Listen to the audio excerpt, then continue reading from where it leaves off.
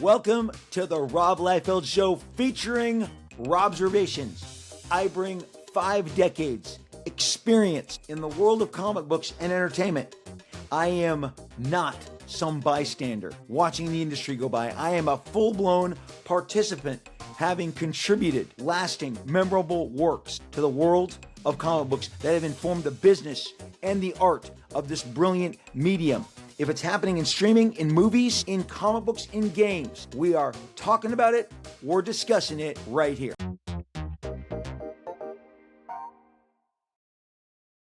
Hey everybody, and welcome to another edition of the Rob Liefeld Show featuring Robservations, all from me, your host, Rob Liefeld.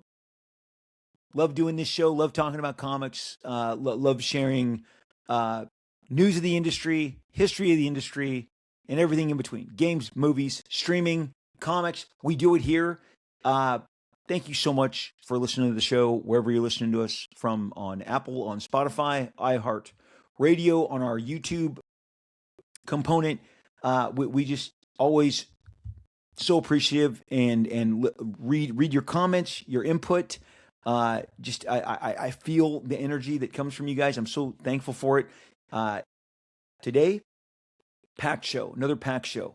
You guys said you like long shows. I like doing long shows. So the juice section of today's show, which we're going to get to momentarily, the juice is really around the craziness that was MegaCon in Orlando this last weekend. It's arguably one of the biggest. It's a top 3 show in North America.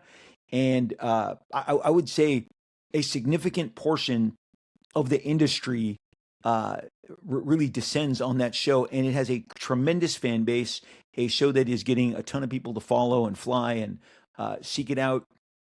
There were giant, big comic book names and also big celebrity factors, and from all reports and all weekend long, as you'll hear me say to Jimmy, I was reading all of the different reports. The thing that we touch on again is the stuff that seems to set people off the most. Whether it's an actor, it's an artist, any branch of talent, these experiences, they cost a little more, they promise you more access, and it seems that people bring a lot of their own, their expectations, and what I'm going to tell you every time is bring those expectations down. Bring those expectations down. I've told the story a million times here on the show about our good friend, Joy's friend in Texas, who wanted to bring her daughter to see Tom Holland, and we tried to let her know, like, that's not going to be how you're not going to get a minute with him. It's going to be a picture. It's going to be a signature. And they're like, no. And then afterwards, like, oh, I wish we would have known. Okay.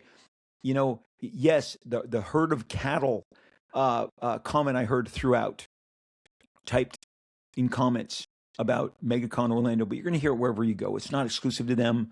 But we touch on it with Jimmy. We touch about all the stuff, the cost of talent, and the expectations. And so anyway, Jimmy gives a great report. We're going to get to that in a minute. He was on the ground. He was there for 2 days of the show, and he was tremendously successful in his goals of obtaining tons of books. I think after the show ended, he talked about all the comics he bought, not just the comics on the floor, but the shopping he did with the other, modern comic book dealers, bronze dealers, silver age dealers.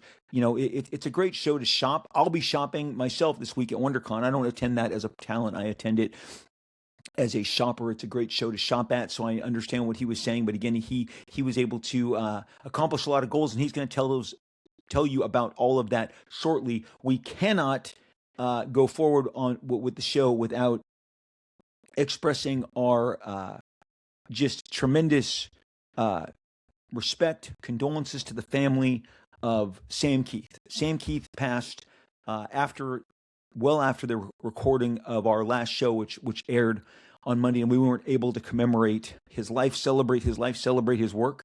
I'm not going to sit here and tell you that I knew Sam at all. I did not. I talked to Sam once in my career, but I also, in talking to Sam once, talked more to Sam than I did to Sir Paul McCartney and to Prince and to Bruce Springsteen, of whom I have never met or encountered, but their work lifts me up and transports me and fills my memories, my emotions, and has been with me since encountering them as artists and their work. And as with Sam, at least I was able to meet him and tell him how much I loved his work. This is very early in the 90s, after he had already signed on to be a part of the Darker Image comic book. Darker Image #1 has a significance of being the first appearance of his seminal creation, the Max. Jim Lee brought his Deathblow creation to life in the pages of that book as well. And I created a character named Bloodwolf. And I thought, pound for pound, buck for buck, maybe one of the best comics that came out that year. Jim was going full throttle. He loved the approach that he had on Deathblow. I had taken a different approach in bringing Bloodwolf, and then Sam was really flexing his artistic muscles outside of all that he had accomplished already, whether it was Sandman, whether it was working on Mage prior to that. So his independent work, his DC work, and then of course his incredible Marvel work that grabbed all of us. My absolute favorite of all of Sam's, this Blood Hungry. I mean, look at that. Look at that Wolverine right there. Look at that arm. Look at that bicep. Look at that rendering. He had done a short story. If you've listened to the Robservation show, a couple years ago, it was so great because there were people that said, "Where did you come up with that?" There was a Todd McFarlane drawing of Wonder Woman with a different costume. A Todd McFarlane drawing of Wolverine, not Wonder Woman. And I did an entire episode on how Peter David had asked Todd to do this story.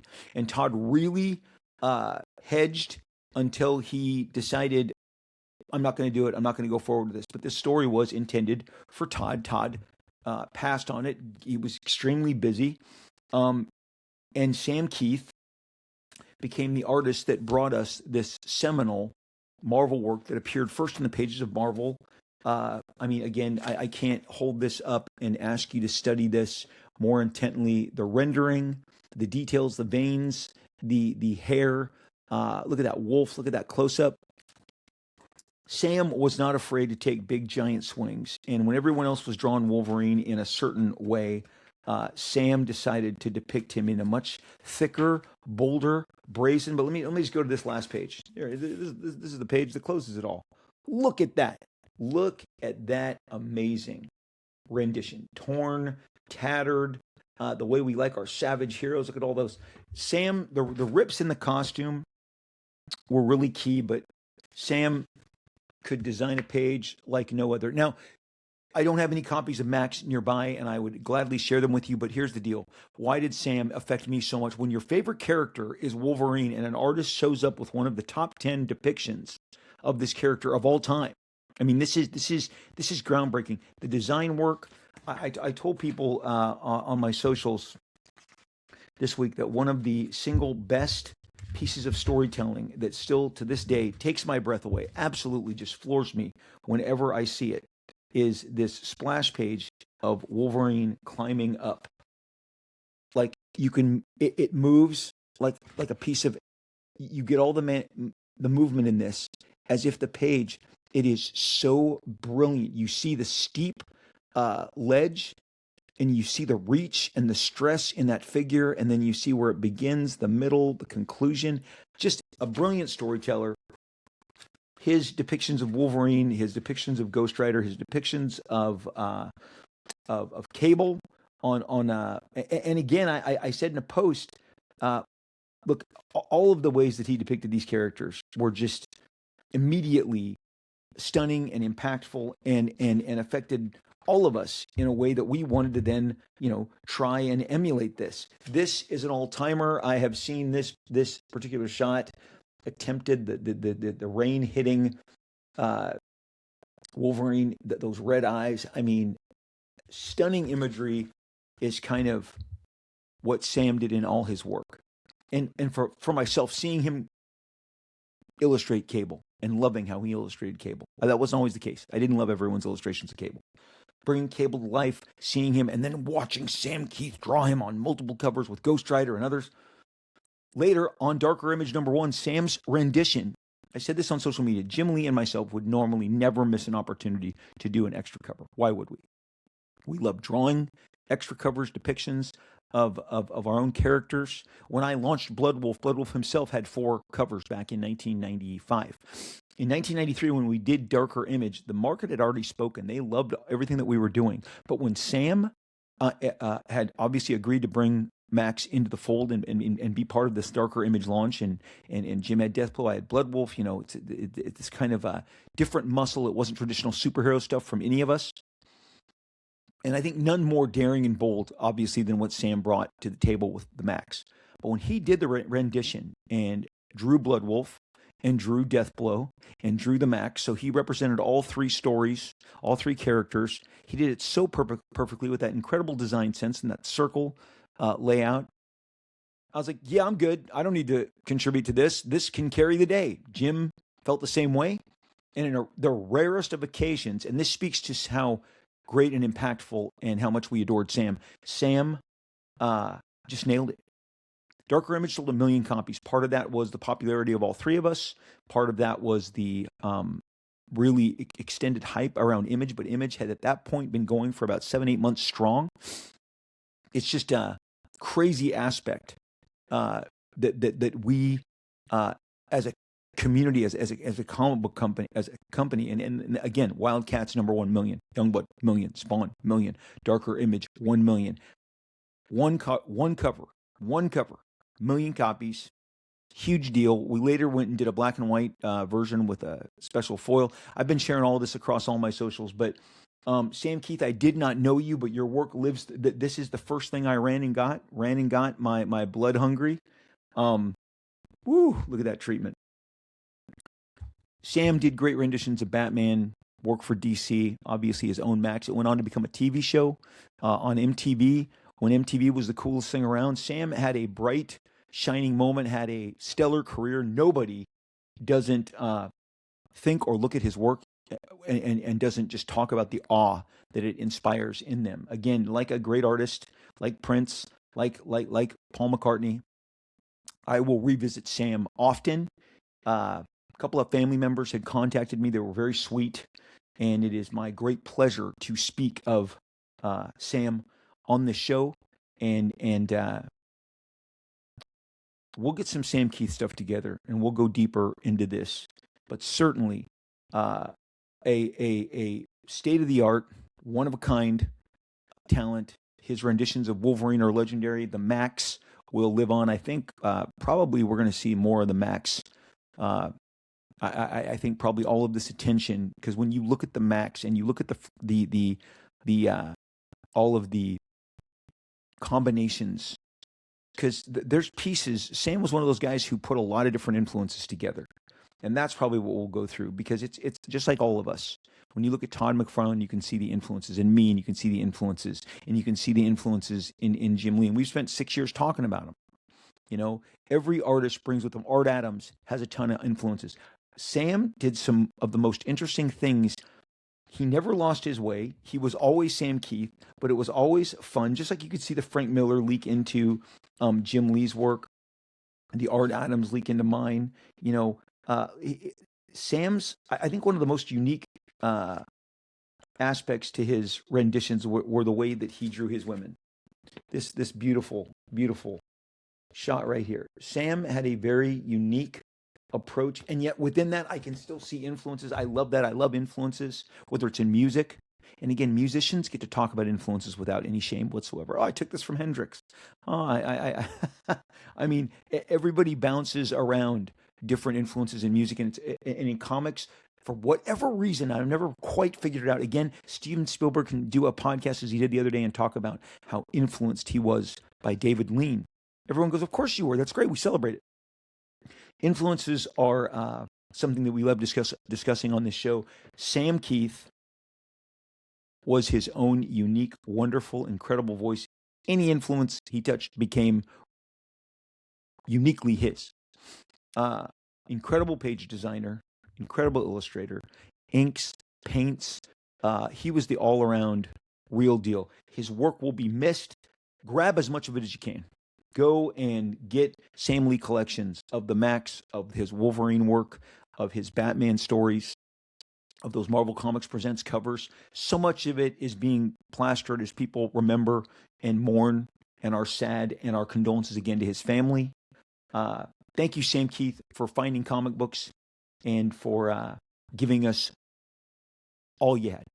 I never looked at a piece of Sam and said, he wasn't interested in this. If he grabbed it, he put all of his quill, all of his brush, and all of his very unique stylistic design sense and storytelling on the page. And we are the better for it. Sam's one of the greats. We will mourn him. We miss him. And we appreciate him. And the best thing you can do, like I said, is go and become as familiar with his work as possible. Sam, Keith, we celebrate you. At this point in the show, we're going to pivot, and we are going to join the conversation I had with Jimmy J in our section we called The Juice. The Juice is about MegaCon, all of the different action, the comic book talent, and the comics that were, really heating up the floor. So here we go to my conversation with a frequent guest of ours, owner of the Amazing Comic Con shows and retail magnate, Mr. Jimmy J of J Brothers Comic Books. Here we go. Hey, everybody. We have retail and convention magnate, the owner of Amazing Comic Con. He's got a show coming in May. We're going to talk about it later in Las Vegas. Jimmy is a retailer online. He is live streaming, and he has his dedicated post, the first comic book retailer you're going to see when you go to the Frankenson show, which continues to explode. People around the nation are like, hey, Rob, I've been to Frankenson's. We're going to Frankenson's. Jimmy is your first comic book dealer that you're going to see there. Jimmy went where the rest of us didn't, where the majority of us were not able. Jimmy got a ticket to the Red Hot MegaCon show in Orlando this last weekend, which had pretty much all of the big buzz creators, big buzz comic books in attendance. Jimmy was where the action was at. He's going to share it with us right now. Jimmy, take us to the floor of MegaCon. The floor of MegaCon was it was impressive with the amount of talent that was all packed in one place. I mean, it felt like a heavyweight bout, at least leading to it. In the weeks prior, you see all the great social media posts of who's there, who isn't, what are they bringing, what specialty books. And I think this is what sets this show, I don't know if it's apart, but definitely leads the pack in the number of new books, hot books, collectible products that are produced specifically for MegaCon. So you are going to see a number of big talent names bringing their own specialty books that they've licensed themselves. You're also going to see a virtual who's who of convention of retailers who produce also these specialty books, that they are not just selling online, but they actually have a physical location on their convention floor. Also MegaCon, I'm a comic guy, so of course that is my 100% my focus. But it also seems, they're boasting these huge numbers, like twice the amount of San Diego, twice the amount of New York walking through the door. I don't know if that's the case or not the case. It could be. But it seemed like there were several conventions going on all at once under this one big roof. So I was there for the comics. I wasn't there for the, 80s sitcom reunion, ABC family type events. I wasn't there for the, the foam swords. I wasn't there for the Stanley Cups that were, was typed out with Elven, lore and Lord of the Rings stuff. I wasn't around there for any of that other than just the comics. No anime, no Star Treks, no cast reunions. So my focus was purely on comics, and this was still a big show for comics and comic creators.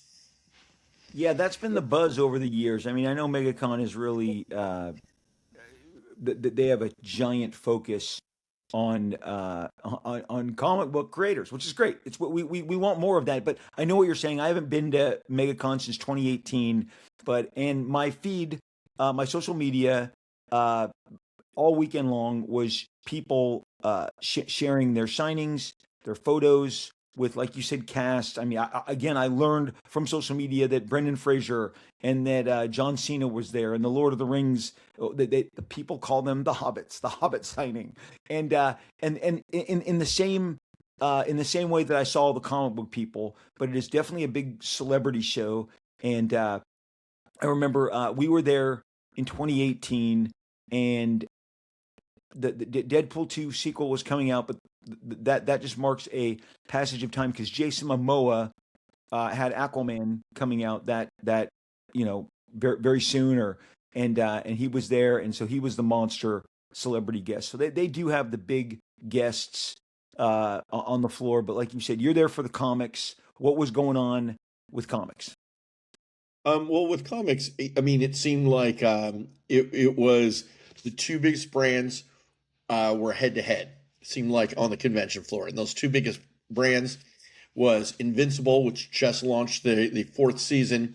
There's been a ton of product coming out from Image Comics and Skybound in this last month. I mean, it was dubbed Invincible Month with reprints of Marvel Team Up, reprints of issue number ones, the continuation of Battle Beast, all were jammed in this month. So with this, so during this, there's a huge push. So there was a ton of Invincible product on the line on the floor, as well as Ryan Otley, who, I mean, he is the de facto name face behind Invincible, because for the most part, Robert Kirkman isn't at a lot of conventions, other than maybe an occasional San Diego con. I haven't seen Cory Walker in a while, but Ryan Otley drew over 100 issues of that series. So he really is taking the reins of being the comic book face of that franchise. Um, Can I ask and you, have you really, like, I realize this, Jimmy, and just listening to you, I realize there are three creatives really that you're going to seek for Invincible. That's it. Three. It's Robert. You mentioned them all. Robert Kirkman, Cory Walker, Ryan Otley. Those are your dudes. It's not like no one else ever wrote it. And if it wasn't Ryan or Cory, and for those of you who may not have gotten the extended run, after the first opening 8, obviously Ryan comes on, but over the course of the run, Cory Walker would drop in. He'd do entire issues, he'd do backups, but it's those three guys, right? It's those three guys, yeah, and you haven't seen. I guess Robert does New York and San Diego. I'm with you. I haven't seen a signing for Cory, and we love Cory. I haven't seen a signing for Cory in forever. But so Ryan is right. I'm be corny here. Ryan is the battle beast of that franchise. Is that right? oh, completely, completely. And you know what he's doing? I got to tell you, he's doing a great job at being, that the smiling face of the franchise. He came on out to our Las Vegas show last year and had one of his bigger signings from the spring, which was really impressive. But I mean, the explosion between then and now, it's unreal. I mean, and especially because Skybound has even just kept on rolling out all this great product. And I mean, he had lines that um, he held a line of over 100 people for throughout the entire day Hours. over the weekend. And to me, that's impressive because that means every person who's getting out is another person coming back in that needs to get into that line. And was just fantastic. I mean, I talked to also other dealers that were hoping to get private signings with Ryan Otley, which is something that he did at LA Comic Con. He's done at other shows to subsidize his own pocket, also the demand just for signatures on his books, and they cut that off. I mean, it was primarily they were there for fans first, fans only, primarily, and that's just because the demand on that time was so intense. So definitely a lot of Invincible, not just from Ryan Otley, but also throughout the convention floor. You saw that at a lot of these exclusive vendors exclusive vendors, retailers that bought their own variant comic books, and there were a whole bunch of them on the Invincible #1 reprint, and also on the Battle Beast that shipped that week. So that was a huge, significant portion of the floor. So I mean, Ryan, absolute all-star superstar on the floor, and it seemed to be like going head to head with absolute Batman. And it seemed like if you were attached to either of those franchises, either of those books, then you were the kings of the show. So It's between Luca to the Ryan, rep. It's oh, Luca to the reps. it was. I mean, it really, it really was. I mean, that was the, okay, you're saying Luca, and I'm going to go a little bit old school. This is Johnny Manziel, There you in sports. But it really was. But it's not. I mean, the money exchanging hands to me is a barometer of the success. But I mean, you actually saw it and felt it with the amount of bodies that were crammed in there, and what people were buying, who people were standing in line for. So, I mean, so you have Ryan Otley, you have Scott Snyder head to head. Those guys are in total beast mode all weekend. Absolute. Now Scott Yeah, go ahead. Go ahead. Scott showed up on Saturday and Sunday, where Ryan was there Friday, Saturday, Sunday, and technically the show was Thursday through Sunday. So even with those impacted schedules, they still crushed everybody hands down on the floor with the number of people, number of transactions, number of books, number of products, the whole nine. So you've been on the floor every year for 30 plus years, more than that at San Diego. You have been to New York frequently over the last 2 decades. Foot traffic on a Friday, as big as those shows, the bodies as much as populated. I think so. I think so. And I'm also going to handicap it a bit. At San Diego, I'm behind my own booth. I get to climb up on the ladder and oversee everybody. In fact, actually, I saw a handful of people's social media posts and that were at my booth that I'm standing up on this tall ladder Mm. overlooking. So, there is a difference in perspective there. There seem to be way more people at both those shows outside of the halls than inside the halls. But again, there's another chunk that I didn't even see, I didn't experience. I mean, there's this huge not velvet rope, but velvet curtain that goes down from the ceiling all the way down with some halls of, people who are getting, again, these actor photos. Uh-huh. And I wasn't around for that. So it may be, it may not be, so it's a little bit different. With absolute Batman and Invincible being the two alphas, as you said, and also I just want to weigh in. Ryan Otley has always been just a great uh, friend to me. He's done Youngblood covers going back 12, 15 years ago. He did them when Joe Casey was doing the book. Uh, he did a cover. I mean, look, I'm always very uh, aware of how busy my fellow professionals are. And so when I knocked on his door to ask him for access to a cover for Youngblood #1, I thought he was going to just say no because he had every right to just say no. Gave the green light, one of our biggest covers. Uh, he's always been just like you said, the nicest guy, and it's great to see this huge wave that I don't anticipate because we've all heard Invincible's going to be on the air for a while, and and that means every year the juice is just going to get scaled up. I mean, all weekend long, Jimmy.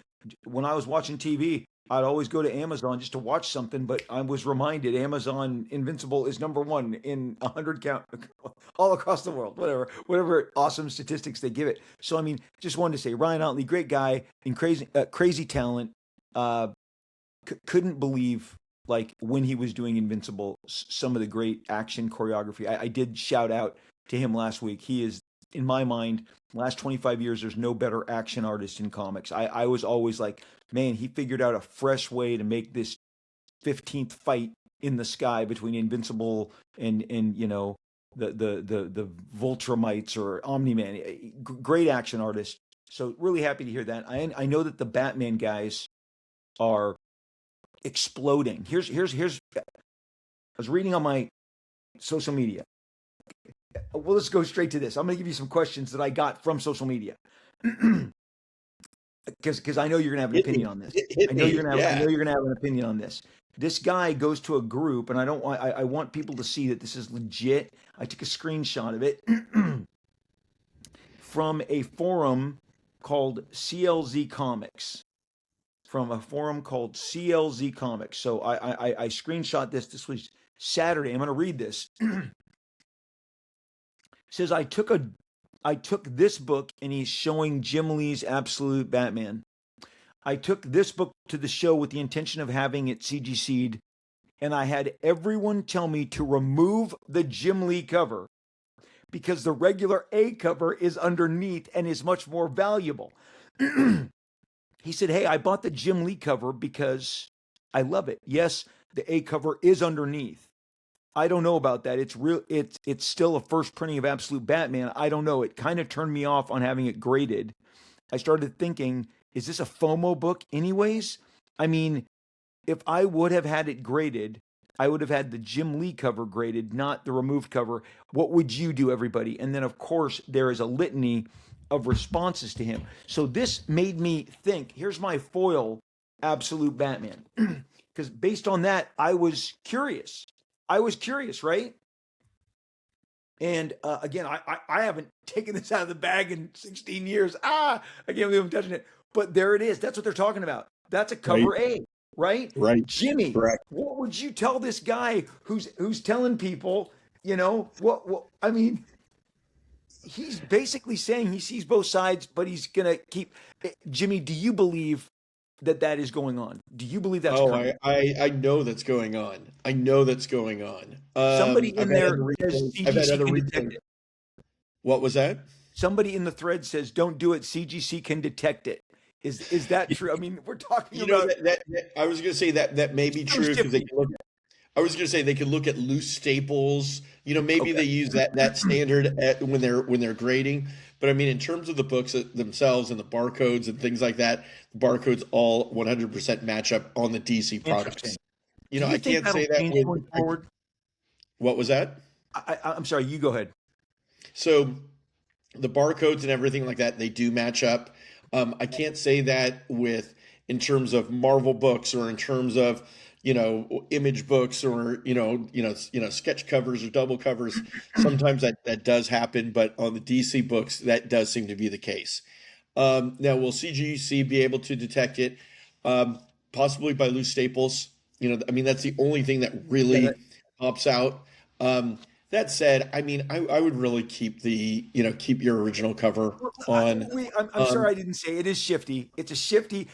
oh, It's a totally. dilemma. No, the amount of comments that this had with, and I'll say it's almost 50-50. People were like, "Do it." Whoever told you to do that was right. And others like, "No, that's shifty. What kind of dodgy practice?" So, but it's like, well, I'm going to have a retailer on here, and I'm just like, this is like a Yeah. newsflash to me. Newsflash. And so we're going to agree that it's shifty. It's a shifty process. But given what you just said about the barcodes, do you think it could change in the future, that they'll change that process? Possibly, but the production cost is going to will change as well.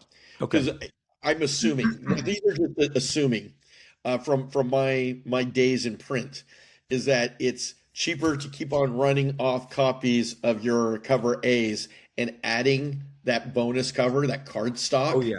Oh yeah. than it is to necessarily do full plate changes and things like that. So that may be the case, may not be the case. Um, but I think like with the Jim Lee cover, the cover A is clearly in that image. I mean, that iconic image of Absolute fans have really, taken to it. Yeah. Big, buff, beefy, you know, you know, Batman is the image. You'll still see that Jim Lee image a lot. I mean, DC is using that extensively, like on their free comic book day specialty edition hardcovers. They're using that. They use that at San Diego Comic Con. You know what? For that particular gentleman, I say keep it, get it signed by as many signatures, put as many signatures as you can on it. Whether it's the Jim Lee, the Scott Williams, the Alex Sinclair, but you got to have this.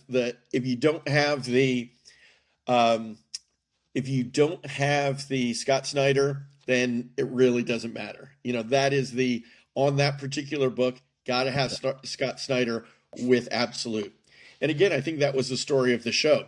There were so many. If you go to the main hall of the convention center, I mean, there was probably a dozen or so of these specialty retailers. Now, when I say specialty retailers, okay, they all take big positions in these books. They all license and have their own variant books.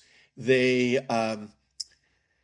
at their booths, largely, they only promote it could be we created 3 books for the show, or we commissioned 4 different covers for the show. We commissioned 12 different covers for the show, and they primarily just sell those books. So it's not like they're selling back issues and omnibuses and key issues. They're only selling their own goods. Now, I listened to one of your other podcasts, and it is funny because some of these retailers all act as if that they are publishers. Hey, I'm a publisher on the floor. I'm like, I don't know, man. I don't think that's the case. I think that you're just like me. You're a retailer. It's weird when they call themselves that. It's weird.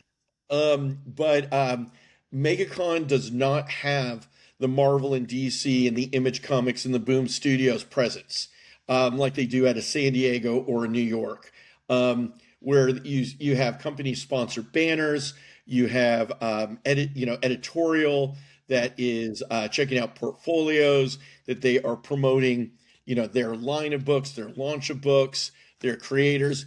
Instead, it could be these exclusive vendors. They might have really nice pop-up booths, and they also might have really kind of dodgy booths too. But they will have their Something's Killing the Children variant. They will have their 4 different absolute Batman variants. They will have 2 different Invincible variants, and that will be it on their. As far as they're concerned, those are the only books that matters to that particular company.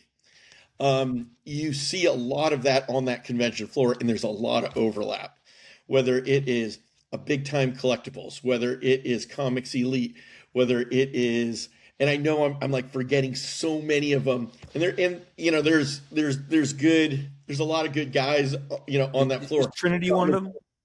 Oh, Trinity is one of them, and Trinity actually had, they had some of the best performing books of these exclusives at the convention. I mean, like if I was to rank these, Trinity, they came out with a couple of glow in the dark Batmans that sold really well in the secondary market. They also had a Ji Hong Lee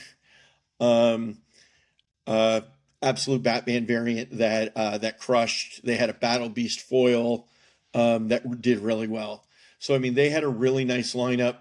They definitely manipulated the market. They're a big power online seller.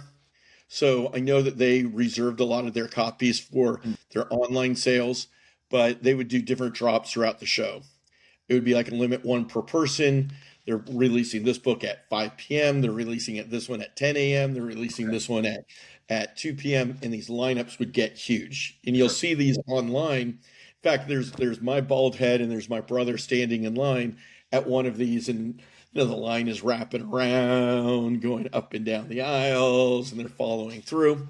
But those books ended up doing extremely well in the secondary market. But there are some books that crushed like those, and then there are some books that, it was Friday afternoon, and those specialty vendors were already looking, going, hey, I'm already wholesaling. I'm already, we'll do 2 for 1. Let's make a deal. And I could only imagine that continued through the weekend, especially out on Sunday.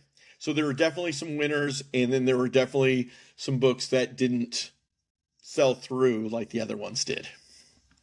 So somebody like a Trinity, I want to point out. I saw from the videos that you were talking about. I saw you put a video of. I think you just maybe you retweeted one of their videos, but they had a lot of videos. They had a really good presence. They represent some really good guys. We've had Eric Gist here on the show. EM Gist, great guy. I know he's represented by them. They, from what I see, and they do this at San Diego and New York too. They have a great presence where they've brought these, and you said collectible books. That's why I want to key in, because I know some of you people listening are like, oh my gosh, we don't want to talk about collectible books. You have to understand MegaCon and all of this heat is built on the fact that these people are going to these shows to get these exclusive books for reasons of FOMO, collecting, flipping. They are feeding the market. Everything you said about Ryan Otley, about Scott Snyder, about Absolute Batman, we have to agree. It is the market. This is the market responding. The market is choosing. We want this. We want this. But I think Trinity does a great job of what you're saying. They bring exclusive books. So they have hot books, in quotes, hot books by hot artists that they represent. So you're getting art, and you're getting the artist and the comic. And this is in the absence, as you said, that Marvel and DC and Image and boom, nobody has representation there. They don't have booths with staff. There's no official Marvel DC. You touched on this. I just want to reemphasize that. But Trinity does a good job of what you're saying. They buy a certain amount of exclusives. They make sure you know they're exclusive because of these release dates, which is, as you said, a morning release date, an afternoon release date. And often it comes with the artists that is there. I know that they represent Peach Momoko, but I also saw, because of social media, that she was in Japan. So do I have that right? Is what's going on at Trinity like Yeah, best that version? is that's absolutely there's and I mean and so Trinity, they ran a good show. There was a company ACC Pop. They had a two-story booth. They did streaming upstairs, glass cases, and they also teamed up with Clayton Crane. Clayton Crane is a huge name on the convention circuit. I think bigger than anywhere else. Like the convention circuit is his domain. But what was interesting this year versus that I want to make note. What was interesting about Clayton Crane's presence in 2026 at MegaCon versus maybe a previous year is that there was zero, and I'm talking zero, zero, zero Marvel creators, Marvel heat at this show at all. And I mean, we had opportunities to buy a Amazing Spider-Man variant, and those did not move. We passed on them, and it seemed like all the other retailers and collectors all passed on them because those books were plenty throughout the entire weekend. Did not move. Clayton Crane, again, for being this big name, having a huge fan following, he did not have any exclusive DC product, specifically Absolute Batman product, whereas every one of these other booths had it. He also didn't have an Invincible product that he was associated with. So even though like somebody like Clayton Crane, what is a challenge for somebody like him is that he is relying upon previous years, his fan base to purchase the books that he brought out, but none of those were the hot books of the show. So they were just based on his artwork and being his fans. So it was actually a smaller show. It appeared for somebody like that. Whereas if you had an absolute book, it wasn't a golden ticket where that means that you were going to be absolutely successful. But it definitely weighed the odds. It definitely weighed the odds. If you had Well, an let's just call it. absolute Absolute was the golden ticket. If you got an Absolute Batman cover, you had a ticket to the big dance. You punched the ticket. you were on the main stage. You Okay. were able to. There was probably a bigger line for autographs. There's probably more fanfare, but it really was absolute Batman. I mean, again, we had opportunities to pick up things like, absolute Superman and absolute Wonder Woman exclusives, and again, those weren't being touched. What were being touched was a plethora Yeah. of absolute Batmans 17s and 18s that were hitting that people kept, for specifically for the show, and all of those different Invincibles. I mean, it really was those two properties, many books on those two properties. I I mentioned here on the show in the past, being a former convention warrior myself, and one of the things you hear Jimmy and I talking about, uh, many of the names that we've already mentioned, pick one, they go to these shows because they are giant opportunities to conduct business. If the listeners of the show don't understand that some talent leaves with six figures. These are six-figure shows, especially you want to talk about a 4 day show, a Thursday, a Friday, a Saturday, and Sunday. Also, I mean, look, like this is what Joy and I do as old people. On a Saturday night, deciding are we going to get up and go early to see Project Hail Mary, or are we going to get dinner first? Because if we don't get dinner first, we can sit here and scroll. And I was like, oh, Joy, Heather Graham went to get signature money at MegaCon because I'm looking at my feet. Oh, Brendan Fraser went to get signature money. Oh, I mean, people who were just at South by Southwest also, landed. Like the names are pretty relevant, and you guys, they do these shows because they're giant money makers, and they can, you and I have talked about in the past. This is I try and tell people that I try and put them on the phone if it's a conversation between me and Kirkman or you and me or whomever. I try and this is the questions I'd ask if we were on the phone, and or the comments we make. And the truth of the matter is that like you sit there and you go, oh, like getting on these show floors and interacting with the crowds. And I saw somebody chiding, absolutely chiding. This is a sidebar. The a group of celebrities. It was some Lord of the Rings. Because the funnest thing I'm going to tell you, if you want to see people who had bad experiences, go online, watch the gripes. The gripes are fantastic, and it generally really comes down to one person feeling personally slighted by a comic book person or a celebrity, and they want to get everybody riled up. And people weigh in and go, "Hey, man, my weekend was great. My experience was great. Don't rain on my parade." So it's generally kind of a temper tantrum, but in it, then you'll find maybe some opinions, and in this case, about the some of the Lord of the Rings cast, and people said this show ran them ragged. This show ran them ragged. It's so unfair. I want to stop right now. And I want to tell you, if you have knowledge of these things, if you go and you participate, the talent sets the terms, especially the quote unquote movie stars set the terms. I sat across with the guy that books everybody, all the A-list celebrities, the Momoas and everybody. Took Joy and I out to the nicest dinner and winery we've ever been to, and he laid it out. There were two A-list actors at the time, and he couldn't figure how to get his money back on what the ask that they had over a 3 day con. And again, he says, "You give me 4 days, I can make it happen." But let's say this cast, they had an ask, and if the guy is still signing and coughing, as one person said, one of them looked visibly sick.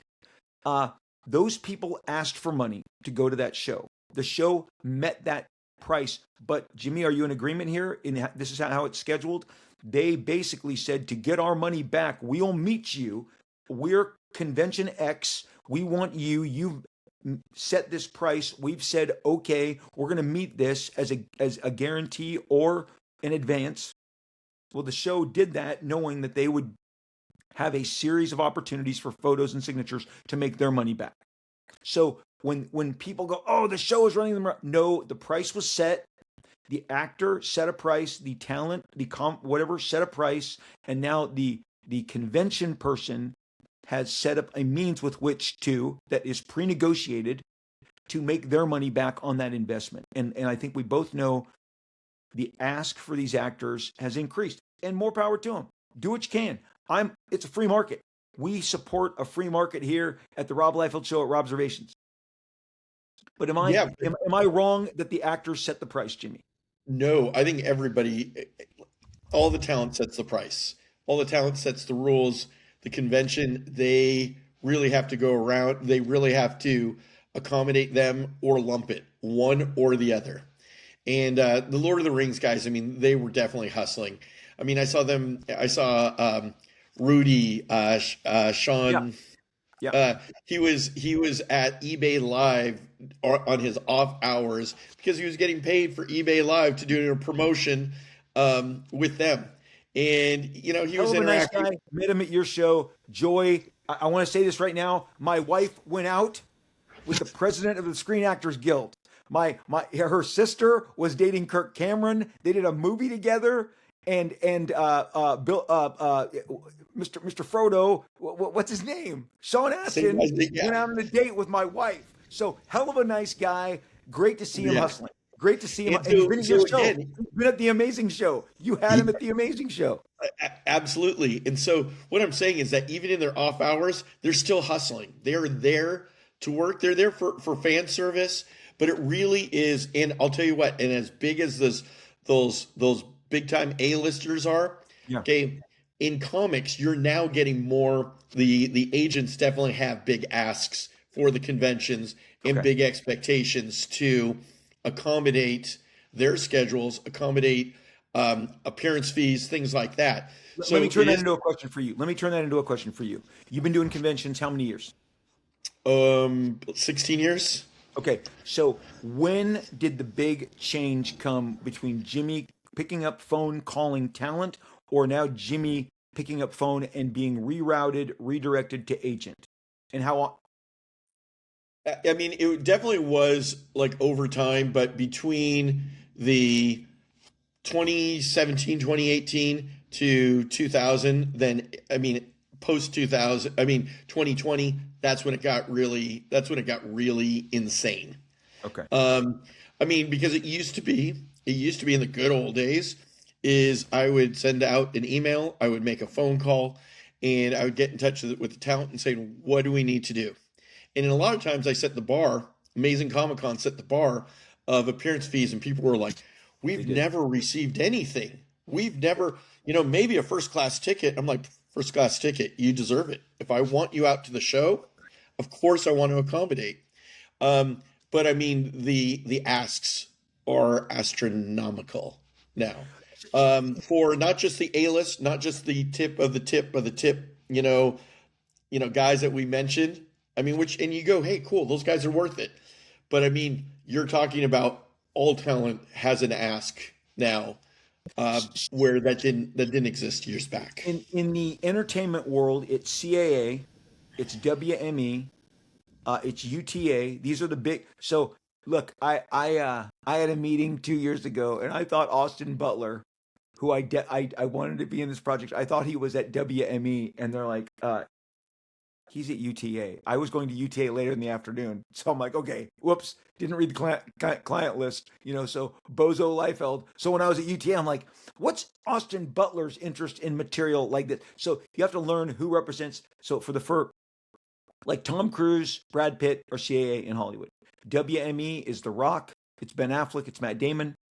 UTA, like I said, Austin Butler. Those. So are you dealing with the equivalent in comics now? Yeah. Oh, absolutely. I mean, there free agents that still do pick up their own phone. There is, but those are few and far between. For the most part, I get rerouted to one of about four different um, comic representation. This is no judgment. This is the way the business has Yeah. changed. Can you name them? Can you name the four? Yeah, like there is like comics, like a company like Comic Sketch Art. They have it's because of the change in, and I really think it's the Fan Expo effect, is that these huge conventions. So let me rewind. These huge conventions, I think, and here's the rise of the the um, the agencies. They A lot of these huge conventions, they care about their celebrities, they care about filling the room, they care about selling tickets. Comic books are a very low priority for these conventions. It's one piece, one small piece of many big things that they have going on. And so they treat it as that. So what they end up doing is they contact different of these agencies, and they say, how many people can you bring out to the convention? We will give you X amount of, we'll give you, here's your budget. How many, that means how many plane tickets, that means how many hotel rooms, how many tables, what is the overall fee that we're going to pay you? Cool, we're going to write a check. You are empowered to bring who you think is best. Mm-hmm. And the different agencies will fill up their dance card like, oh, you have, a company like Scott's Collectibles, really cool. They represent James Tinian, a whole bunch of really nice foreign talent. James Tinian was not at MegaCon, by the way, but we've worked with them in the past. Great company, great guys. But at an event like this, they'll say, I'm making up the number is like, we have 15 tables for you. You have 15 spots. You're another, small time, wannabe art rep, hustler. We can give you 6 tables. Comic sketch art, we can give you 100 tables. So there is a pecking order with all of these companies. And then there are some companies that have some major clients that they chose not to show up at the dance. And I think that their clients really would have benefited from the emphasis on Absolute Batman. Who give me 3 major names that are really big in the business right now that did not did not attend that show. I would say Nick Dragata, Okay. because for every Oh yeah. autograph that Scott Snyder would have signed, he would have signed as well. Oh, Um, he's big time. and so, I mean, I think that's one person. What about Um, Daniel Warren Johnson? Daniel Warren Johnson. I mean, he has the industry. Yeah. He's got all that hipster vibe going on, and I think that he would do really well with all those DCKO covers, all the Transformers. I, Um, I would be he in really, line. I would be in line. Hello, you know, Daniel. I think I think that has been a factor that has actually hurt. I don't know hurt, but I mean, it definitely could have solidified Transformers. Transformers hot book sells a lot of copies, but it could use a shot in the arm. And I think appearances by Daniel Warren Johnson would have helped, because even if he's not doing the book right now, he's still doing a lot of covers for that property. So I think that both those pieces of talent really missed out on being at MegaCon, just because I think the table was set for them for huge success. And I think it was a challenge for them that they were, that they were on the sidelines. And I'm sure that they're busy Okay. guys. I'm going to reframe it and say I don't think they missed out. I think the fans probably missed out on an opportunity. These guys, I Yeah, think wherever they go, they're going to draw a crowd.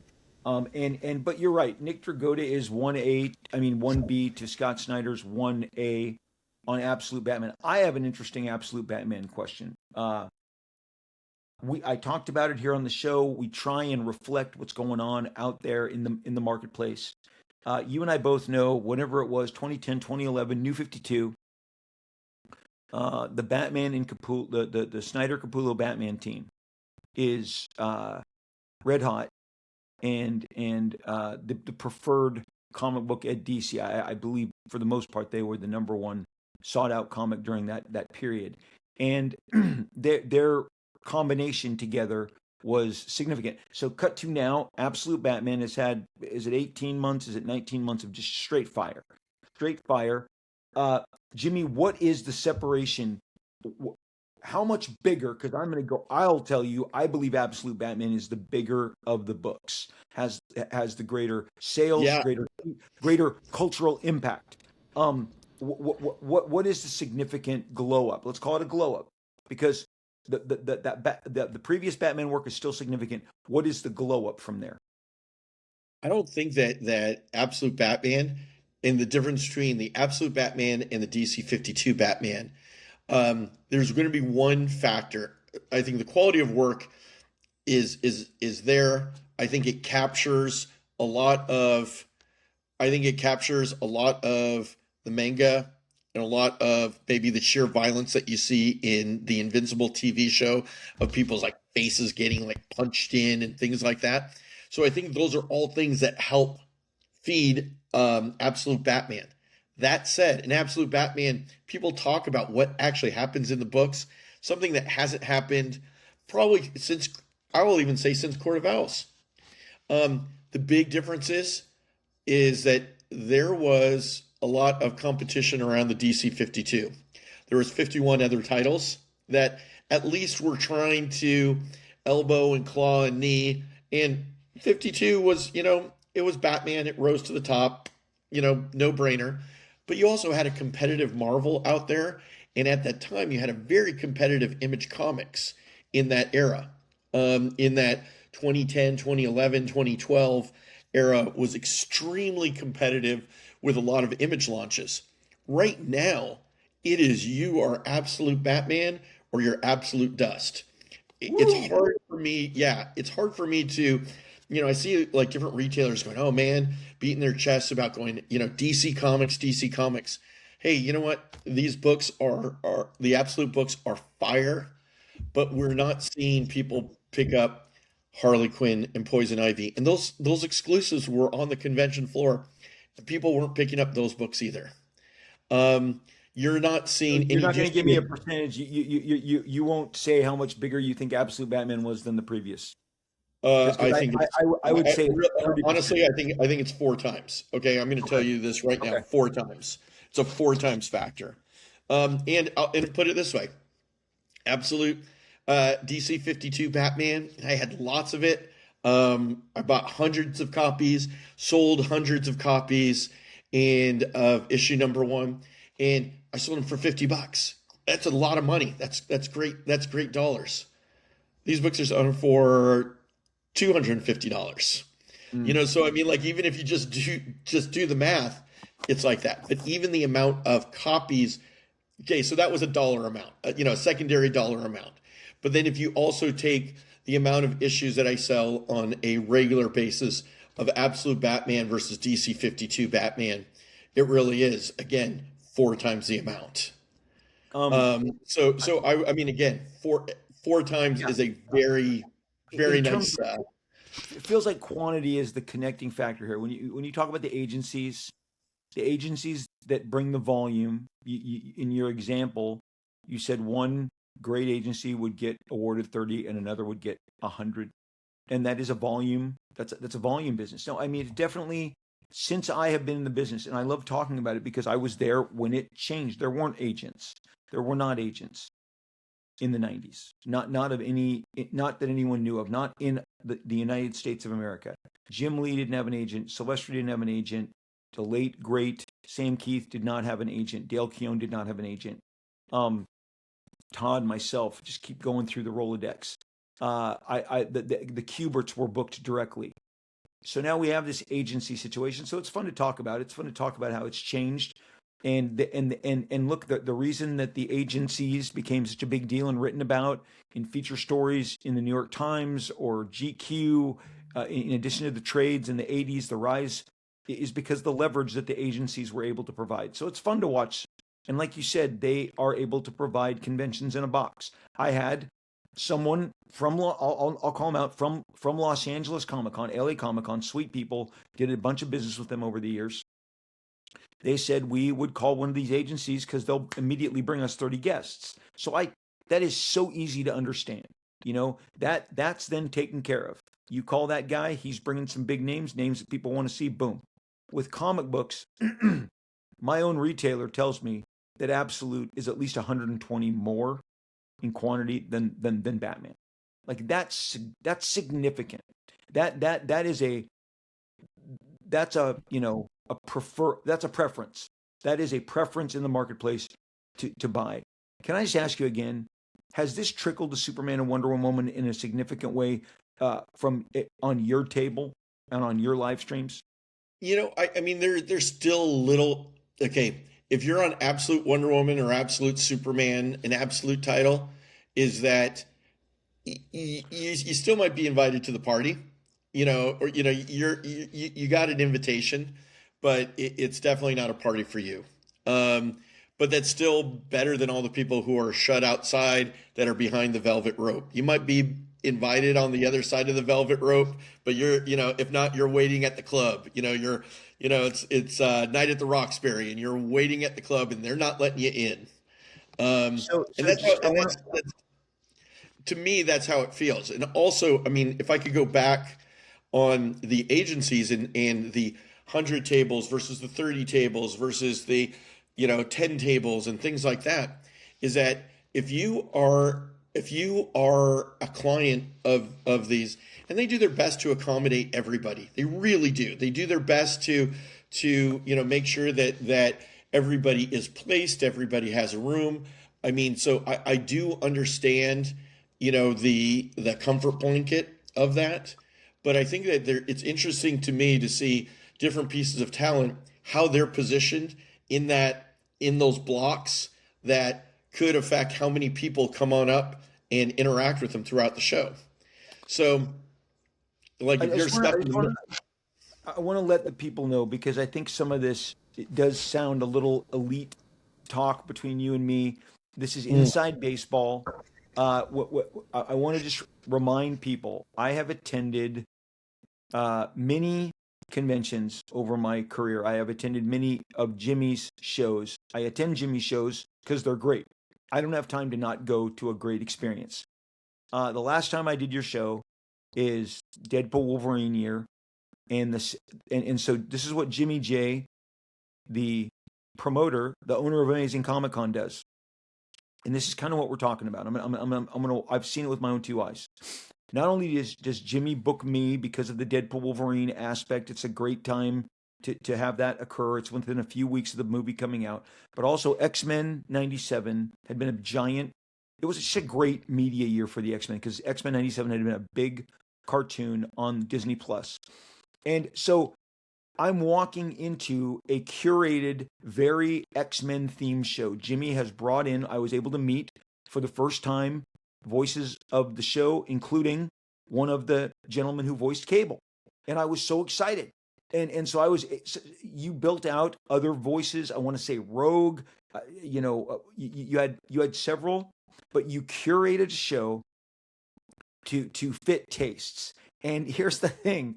This is what we're talking about here. And this is what's happening on at MegaCon. Because I walked in and Jimmy said, I walked in to sign on Saturday, and Jimmy said, you got a line here, VIPs, the amazing VIPs, general admission, and it all ran very smooth.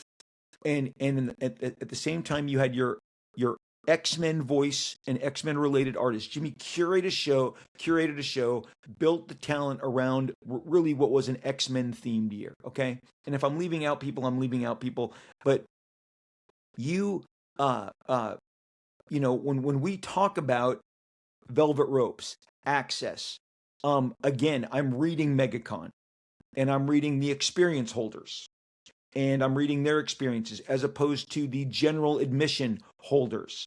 And then in the celebrity, I mean, this is the first time I skip steps. I shouldn't have said celebrity. This is the first time that I have read about people mad about not getting photos with comic book creators as part of the package. I didn't get my photos. I didn't get my photos. They said they ran out of time. I didn't get my photos. I'm not going to assign names to any of this. I read it with almost every single guest that was a comic book guest that hadn't experienced that photo, because I guess when things get sped up and you have to, and in every category, there's the talk of overselling. They oversold this cast. They oversold Brendan Fraser. They oversold John Cena. Those celebrities I read about a lot. We've talked about the show is trying to, maximize what they have to pay the talent. But when we talk about velvet ropes, when we talk about access, when we talk about line weights and preference of talent, and I did a whole show on it. I'm going to Ryan Otley and Scott Snyder first, and you're telling me that people went to Ryan Otley and Scott Snyder first. So you're confirming what you saw with your own two eyes. But I just want people to know Jimmy understands this, because he's not going to book a name like a Robert Kirkman and not have Robert Kirkman situated in the best possible position on the show because he's the A-list guy. And Robert Kirkman is going to have some asks, like Jimmy says. I'm not talking financial asks. I'm talking just structural, procedural asks. When at what point am I going to be on a panel? Here's when I'm signing during the day. Let's say there's a photo application. All those things have to be. So when we get a little inside baseball here on the show, this is a pro.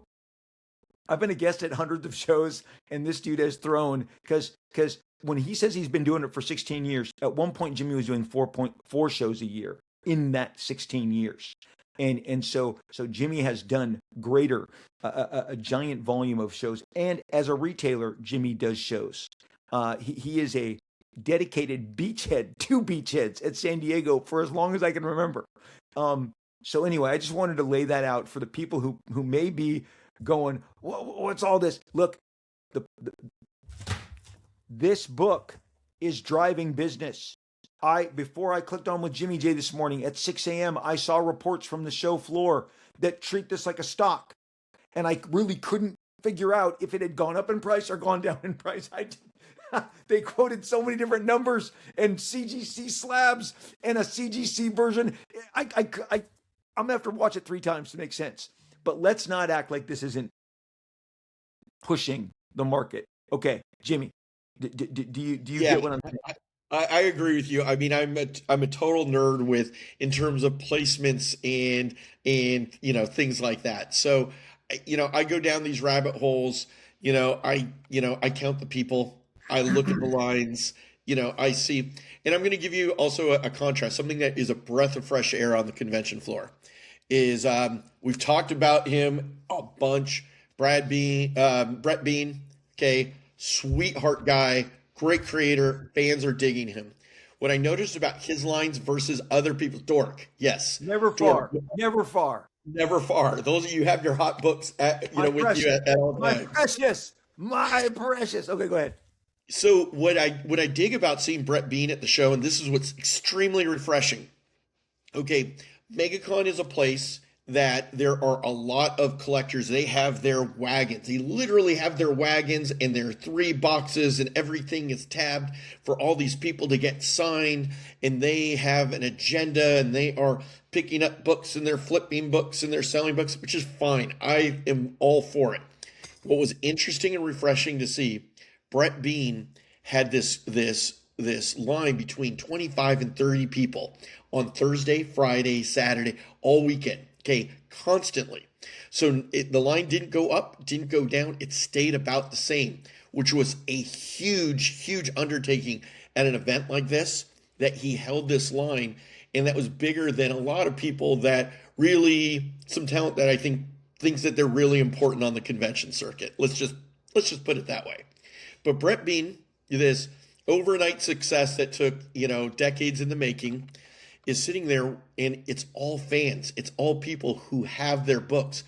Retailers right now don't have a flood of retailer exclusives. There's a few variants and things like that out there, but it's not like flooded like an Absolute or a Invincible, or there's not, like hundreds and hundreds of Harley Quinn variants or whatever. Insert here. It is his book. There are a handful of different copies, and people are all getting their personal books signed. Nobody has quantities. Nobody has a big stack, because those big stacks, at least at this point, don't exist. They might 2 months from now, 3 months from now. And what I noticed, that there was a huge demand. People asked us after the show going, what do you have by Brett Bean? What do you have by Brett Bean? Yeah. And couldn't happen to a nicer guy. Was really the flagship of the moment. I call it the flagship. It's the flagship of 2026. I mean, I think it's going to show you right now in this market, if you are not these 2 brands, Invincible or Absolute, your best bet on yourself. Come out with your own vision. Come out and swing, because you know what, fans are truly looking for something else and not just a retread. But I mean, those 2 brands are the things that are driving it. So you got to slip between the cracks. Dork is a book that is thrive slipping between those cracks. I know you've been very generous with your time. I want to wrap up with you just sharing what were the top. So in review, Scott Snyder, Ryan Otley, Monsters, the king of the A list. Uh, uh, Absolute Batman Invincible, adjacently, biggest books on the floor. This is again middle end of March 2026. This is where we're at. Dork, Brett Bean, the biggest, freshest name in comics. Is that correct? Absolutely. And so, what were can you give us the top? What three books were people trying to walk out of that show with? Uh, The three books. Okay, you know what? There is a big buzz up online with the Dan Quintana Absolute Batman show exclusive. It was a shared retailer. From what I understand, is a shared retailer variant. So four or five retailers all chipped in to buy these books. They were pre-released on live streams, and they all hit a few $100s each. Because of that, I don't think any hit the convention floor itself. mm. And I could be wrong. I could be wrong. But Dan Quintana got a blow up, and people were like, his piece sold for $100,000. I also thought it was curious because I would also, tell people by going, but it was only a few days later that he had some really nice other, painted covers that went for a tenth of that. Um, Jimmy is speaking of an Absolute Batman cover in the last Heritage that sold for 100,000 and by Dan Quintana, and a Magic X-Men cover that then sold within 48 hours at the same show for 10,000.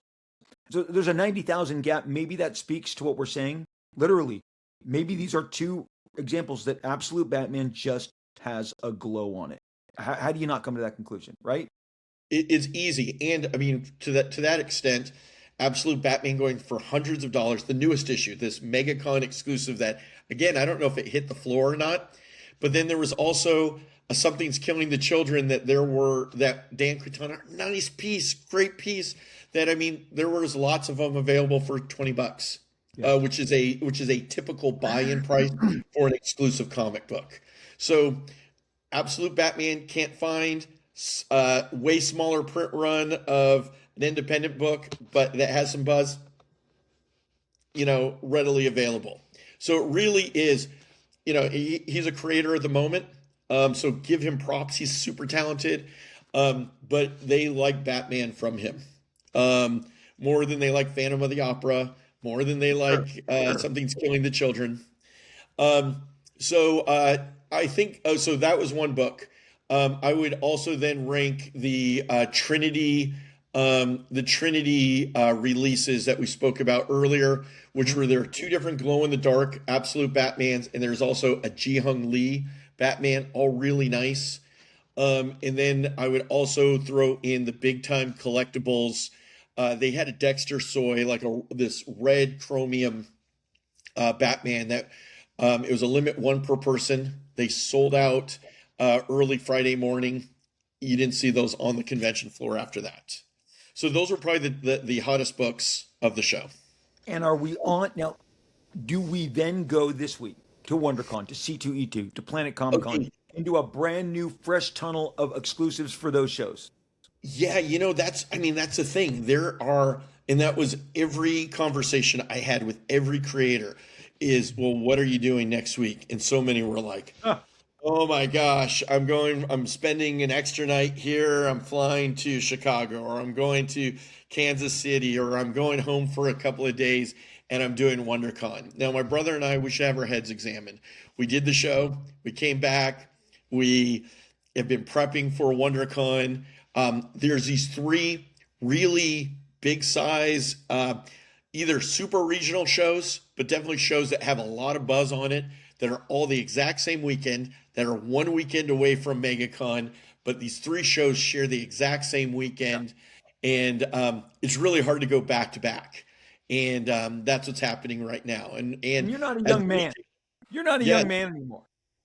I'm We're, not, we're I'm old. We're not, old dudes. Yeah, yeah. I commend you, Jimmy, and I thank you on behalf of everybody for giving us a glimpse as to all of the craziness. Look, there are a lot of uh, there are a lot of threads across social media. People, uh, I don't know if it was hot, if it was sweaty, if it was just people felt like this was a very frenzied show. I read about people who got stuck in lines for long hours, who missed out other events. I mean, MegaCon's a big deal. MegaCon's a big deal. You were here to give us a firsthand insight, and I'm going to see you at WonderCon. I'm going as a shopper only. I love to shop that show. It's in Orange County. I love it. It's a great tradition. So I'll see you there. I know you got your big retail space. Jimmy, where can people find you in the live stream world? In the live stream world, we are on Whatnot. Where our handle is Amazing J Brothers, and that's my last name, Jay. So we're the Amazing J Brothers there. So you can find us on Whatnot. We are excited to we host the Amazing Las Vegas Comic Con. So that event is at the end of May. It's May 29th, 30, and 31. Now, I'm excited. Now, being on this floor at MegaCon and seeing all that buzz over Scott Snyder, I am thrilled because if things are crazy in a frenzy at a big, crazy event like this, we have a more intimate show. And we have Scott Snyder headlining our intimate show in Las Vegas. I mean, which, it makes us really thrilled that we are working with, once again, the best of the best. We pride ourselves year in and year out. So Scott is the biggest name in the business. You have the biggest name in comics. I read it all weekend long at your show. Congratulations. Huge. Big deal. Vegas is a great show. You're a great show. Great guest, great show. So after that WonderCon that we're talking about, we're going to be rolling into doing all this prep work in this home stretch for this Las Vegas event. In the meantime, you're going to see us on Whatnot. You can always visit our dedicated retail space at the Frankensons Collectible Show. Right in that very first booth, that very first row, booth number 100. Wednesdays, Saturdays, Sundays, every week. Wednesdays, Saturdays. Those are the days that matter. If you're a comic book fan, you know that Wednesdays, Saturdays, and Sundays are the days that matter most, to comic book people. So, and along with Scott Snyder, who are your other guests? Tom King, which we are thrilled. I mean, a few weeks later, Supergirl the movie comes out, and he's responsible for Supergirl.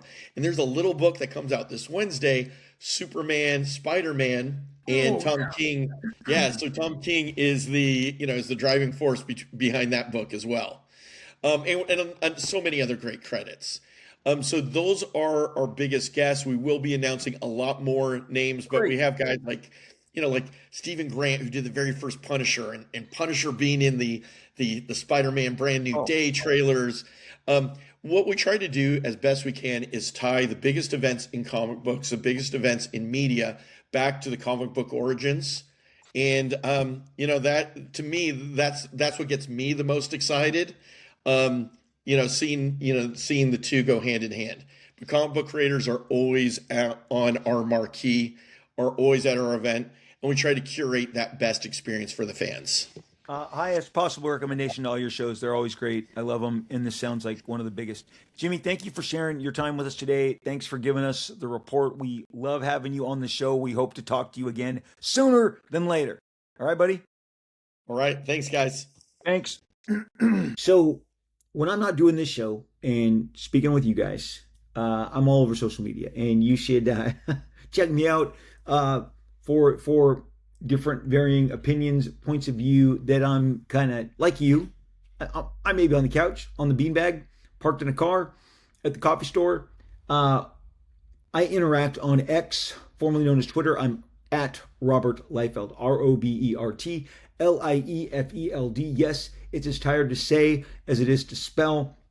It has a blue check signifying it's really me. No, I wasn't able to get to my own Rob Liefeld handle back in the day. But Robert Liefeld is where I live. Robert Liefeld, blue check on X. I read your comments, your mentions, your DMs, your replies. I love hanging out with you guys, talking to people from Sweden and from Germany and across the pond and all across here in the United States. I love the connectivity. It's the best part of what has we've achieved in regards to social media and the way that we all can reach out and just touch each other just immediately with our comments and our interactions. So at Robert Liefeld, blue check over on X. Love hearing from you. and give me a follow. And I look forward to seeing you over there on Instagram. I am at Rob Liefeld, ROBLIEFELD, and that is where you see me blather. That's where you see me blather nonstop with these weirdo little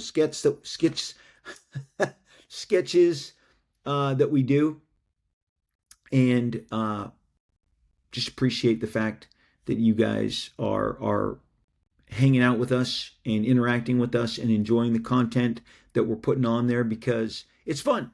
My main man Scotty came into my life, said I could have some fun with you in this regard. I said, yeah, let's do it. I'm what do I have to lose? Instagram at Rob Liefeld. We are ranking characters' powers. I love to bring some of my comic book history and knowledge into it, building teams with different monetization, like different monetary quantifications for different heroes. I love reading your guys' comments. Sometimes you guys like, why is Scarlet Witch a $2? I don't make the lists. I literally just get this stuff handed to me and I interact, and I enjoy all of the interactivity. We also are going to be giving you all of our previews of all of our new books. Youngblood was just the beginning. There is so much more coming. You're going to find out all of the other books that I've been producing, working with great talent. Some you're familiar with, some are brand new names. I'm putting myself to the test, trying to bring out the very best with young talent, kind of guide them, stop them, say, hey, maybe you could take this approach, maybe take with a smaller line of books. I'm able to curate more closely what I think would be the most impactful, most impactful approach to each panel and each page. And you're going to hear about that and see that art on Instagram at Rob Liefeld Blue Check. That's me. In the meantime, enjoy the content. Thanks for hanging with me. Over on TikTok, I'm Real Rob Liefeld. Again, couldn't get that Rob Liefeld moniker. I'm just happy my wife Joy told me, get to Instagram, get your name. Early on, it was her app. She loved it. She goes, it's a photo app. It's so much more than a photo app right now. But it's great. And Real Rob Liefeld is my handle, Blue Check, on TikTok. A lot of the same very familiar material that we do on Instagram, we do over on TikTok. If you are getting a message, if I'm talking to you, answering your messages, that's me, you guys. I can't do it as often as I'd like, given all of the burdens of all of the different responsibilities and the deadlines that I'm meeting. But when I try and very much to interact with you guys off channel, behind the scenes, when you send me your messages. So thanks again. Real Rob Liefeld Blue Check on TikTok, at Rob Liefeld Blue Check on Instagram, Robert Liefeld Blue Check on X. We have a group. It's on Facebook, a group called Rob Liefeld Marvel Extreme and Beyond. We would love for you to join us over there. It's more long form. I'm on there constantly throughout the day, chatting with all of you. Everyone is invited to share memories, and we talk about comic books. We talk about the history of comic books. We talk about this show. Each and every episode of this show is given a dedicated post so that you can share your thoughts, discuss how a particular episode landed with you. That's the place to do it. We have great artists showing off great art and different memories, different comics, different recollections, great debates, always very friendly. No arguing, no lipping off with one another. We keep it all very controlled and very polite. And we would love to have you. Rob Liefeld, Marvel Extreme and Beyond, myself, or a gentleman named Terry Sala, Sala, will click you on through. He is the co-administrator, co-moderator with me of that group. So we will look forward to seeing you there. I am live streaming. I'm going to be live streaming a lot as Youngblood 5 and other assorted comic books come out. There's a comic book called Acrobats you're going to have heard of and you're going to hear more of. It's a comic book I've been drawing on the side. I'm not going to draw it full time. I'm going to hand those art chores off to others, but it's a comic that I've had in the works since about 2018. I paused it because bats weren't exactly in vogue when a compromised, a diseased bat was having the entire disaster that was the pandemic pinned to it. I figured maybe now's not the time to do my cartoon bats, but now is the time, and you're going to see more of that, and you're going to get previews on these live streams in the same way that what I'm telling you about my Instagram feed. You're going to see the brand new titles and kind of reboots that we've got planned for you that we're going to share with you. So live streaming, whatnot, get the app, download Rob Liefeld, follow me, and you'll be alerted when I go live. And it's going to be a lot more with more frequency this spring as we increase the amount of comics and special editions that we're doing. So Rob Liefeld, follow me. You'll be alerted when I go live, and we do all manner of custom and exclusive comic books, not just covers. There's an entire series that I'm doing called Last Blood. I've done 3 issues so far. It is the future of the Extreme Universe, the older versions of these characters. And I have never offered it to the direct market. I write it, I draw it, I ink it. I'm really super proud of it. It's called Last Blood. You can only get those from me via my live stream. They have not been released to the mass market at all. And I look forward to sharing that and so much more when you follow me over on Whatnot. We also have an eBay live stream. You're going to get those links when you follow me on all these other different platforms, on X, on TikTok, on Instagram is where I'm going to, and the Facebook group is where I'm going to lay these eBay links. It's not my account, but it's a highly regarded account with a great rating, which means you're going to get bang for your buck, and you're going to get the trust that comes with that. And over on Whatnot, we have a 5-star rating. We've earned it. So check us out on all those different platforms. We look forward to seeing you over there. Today's study group. What we got the juice in the beginning with what's going on. And look, I've been really taken by the study group, and it's the thumbnail of the episode. You're like, Rob, how dare you? No. How are you not going to come to the same conclusions? That there was an absolute style DC reboot with the key members, Batman, Wonder Woman, and Superman. The same key launches that we saw in the last 2 years, the same key launches that everybody heard about when Scott Snyder was assembling his army to pull this absolute reboot off. Everybody was getting calls. Can you jump on? We're doing absolute Superman. Can you jump on? We're doing Wonder Woman. All those details are Scott Snyder's to share, and the people that he collaborated with as he built his teams and eventually landed those books. And of course, those books have been tremendously successful, and in many cases, the pace horse for the success of the industry in the last 2 years. But this is a story that I stumbled on in my research for Giving You the Dark Knight. And I'm like, this is a breakout story on its own. And in the same way that with the success of Project Hail Mary by Lord and Miller, Phil Lord and Chris Miller, these guys, they've produced the Spider-Verse movies. They directed the 21 Jump Street. They produced the Last Man on Earth show that I loved. I mean, their fingerprints are all over pop culture.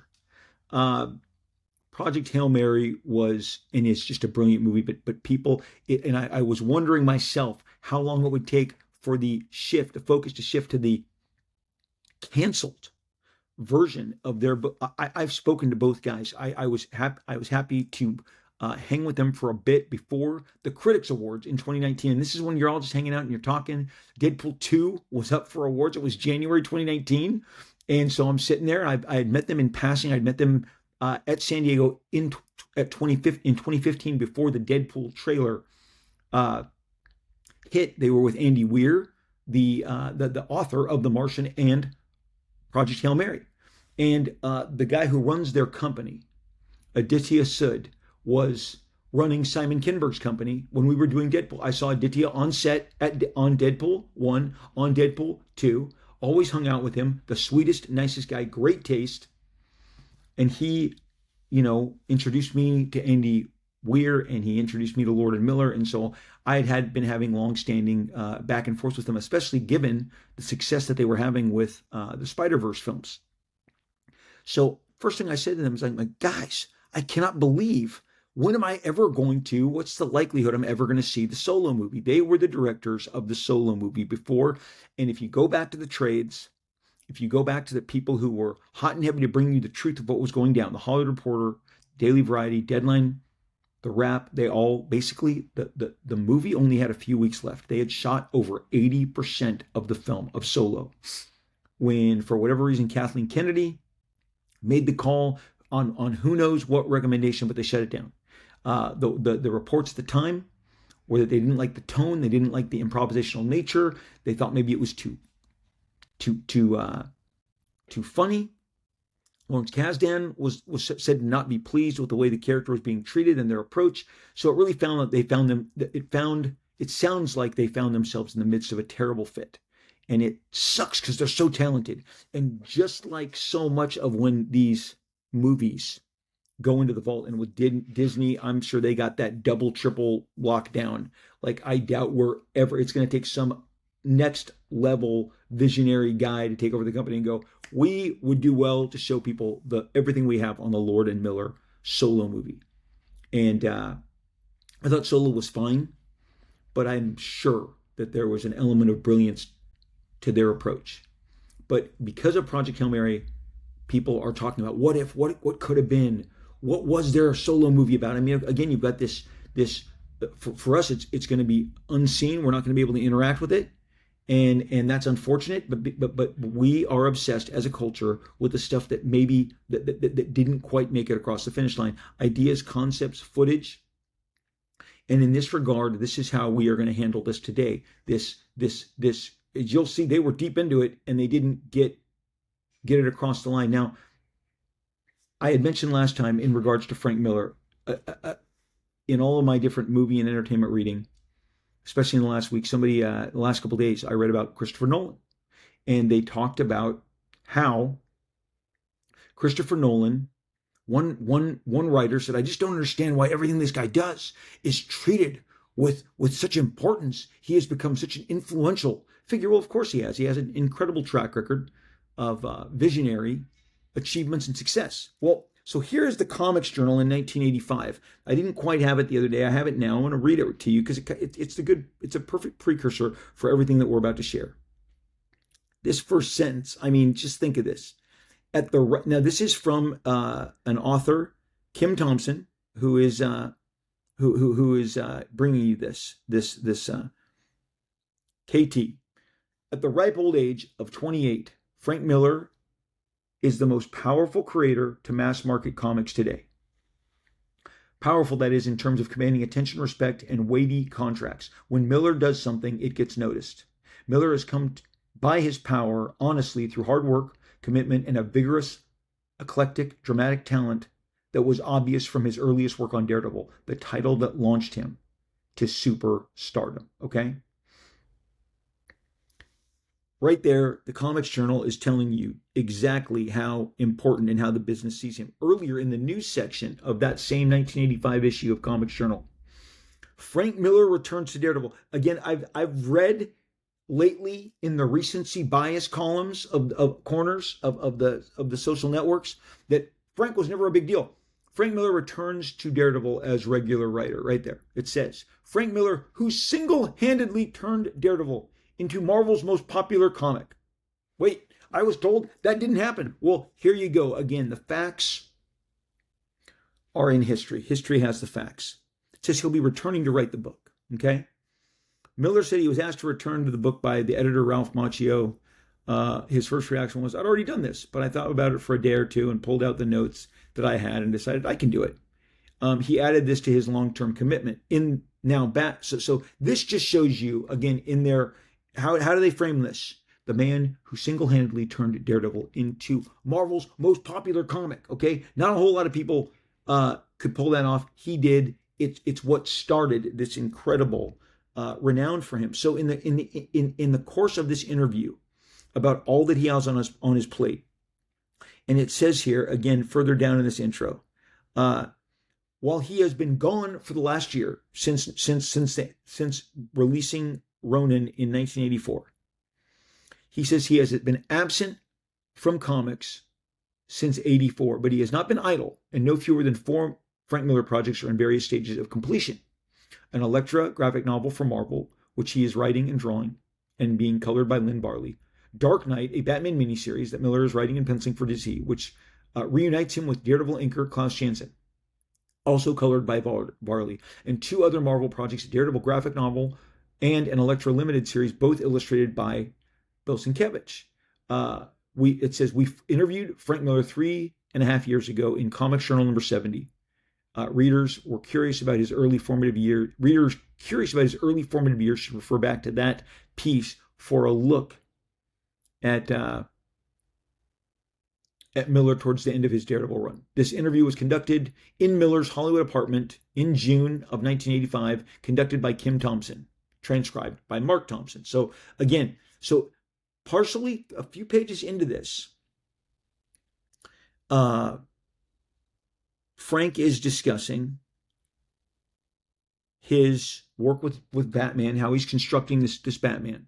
Now you got to understand, what eventually happened in 1985 was we got Dark Knight and we got Batman Year One. Batman in the future, Batman in the past. Not a Batman present day reboot. Certainly incredibly impactful, but Batman in the future, Batman in the past. His 50s and his Year One.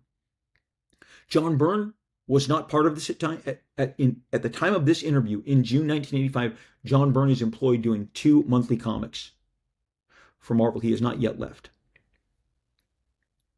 He has not made his way to DC for the big 1986 Superman announcement that is literally a year away from this. And Wonder Woman is just kind of logging around. It's clocking in every month. It has no specific kind of excitement attached to it. While he's saying this, Kim Thompson says, Frank, I understand at one point that you and Steve Gerber had a concept for revamping the 3 major DC characters, Batman, Superman, and Wonder Woman. Does your Batman series tie in with any of the material developed for that? So before I go any further, some of you are like, I don't know who Steve Gerber is. That's fine. Steve Gerber was one of the most red hot, most celebrated authors. We discussed him on the episode a few months back about the Breaking the Fourth Wall, who did it first. It was his work on Howard the Duck. First on Man-Thing, then this breakout character, Howard the Duck, that had a pretty radical, lightning fast rise in regards to he's in the cinemas by the end of 1980. I, as a fan, bought Gerber's Omega, the Unknown, which was it ultimately had a failure to launch, but I bought it because it was Steve Gerber and I liked the name of the character. He did a huge run with the Defenders, the Sal Buscema stuff that I shared with you guys when Sal passed was all written by Steve Gerber. It was his work was seen as offbeat, but totally commercial. Steve hasn't been with us in years. He died February of 2008. So he is far past this earthly plane. But he was a writer of renown, of excitement. He was seen as a very, like I said, eclectic but exciting voice. He worked on top Marvel talent. Defenders was a top book, and Howard the Duck was a breakout blockbuster comic for its age. Those first kind of 18 issues were all the rage. Howard the Duck definitely had a generation by the short hairs. Everywhere he went, and he did several graphic novels. He was an award-winning writer. He won an Eagle Award, an Inkpot Award, a Will Eisner Award. I mean, his name is celebrated. So when I tell you that he and Frank, that they're kind of scratching on this post of, was this about to happen? That the first thing I did was like, oh my gosh, that is 2 amazing writers putting their heads together. So Miller's answer to this, when they asked, Kim Thompson asked, that I understand that you guys had some plans using Superman, Wonder Woman, Batman. Big deal. Frank says, I'm using some of the notes from my original proposal for that series. Yes. When I was preparing the Batman proposal, I developed a lot of my attitude toward the character and my idea how he would relate to modern times, how he could be written so that you didn't have to continuously screw with reality and bend it around to keep him in character. One thing that had to be done right away was that his methods had to be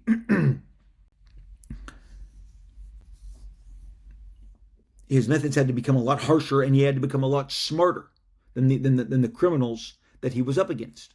So this is this is kind of a big deal in regards to how Frank is formulating this approach. He says the criminals are a superstitious, cowardly lot. He said that was a line that I had to toss out. Batman, had to be a very potent, scary figure in order to even function in this world. I'm reading this directly from Frank. Let alone overpower this world. There's a lot of other material that I had developed in the original proposal. The new Robin was, and she works even better with Batman as a 50-year-old man. I'm happy to be doing this this one now, because I feel that the adding of the age and having the legend behind him makes my point even better. The original proposal started the entire series over. Kim Thompson, the interviewer, says, well, do you want to go into the specifics of yours and Steve Gerber's proposal? And Frank goes, it began with Steve and I. It began when Steve and I found out that each of us were working on related proposals. I was working on Batman, and Steve was working on a Wonder Woman proposal for DC. We thought it would be good to cross-reference a bit to see if we could turn a couple of projects into a movement. So we got to talking. And the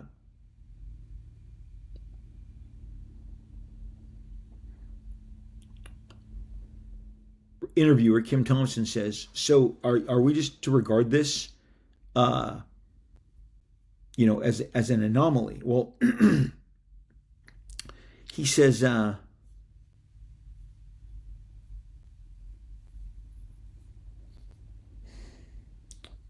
he said